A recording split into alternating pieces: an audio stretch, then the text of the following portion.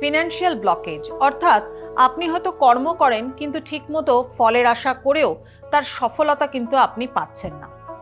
আর যদি এই অর্থ আসার দিকটাই খারাপ থাকে তাহলে শরীর, স্বাস্থ্য, মন, মানসিকতা, সম্পর্ক সবকিছু খারাপ হয়ে যায়, তাই না? কারণ অর্থই তো সমস্ত কিছু, মানে অর্থ না থাকলে সমস্ত কিছু অনর্থ কিন্তু হয়ে যেতে থাকে।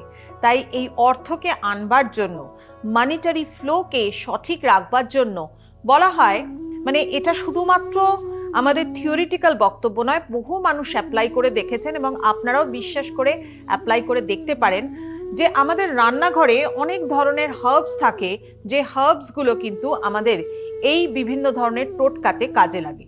যদি আপনি রিচুয়ালসে বিশ্বাসী হন তাহলে একটা জিনিস অবশ্যই ফলো করুন।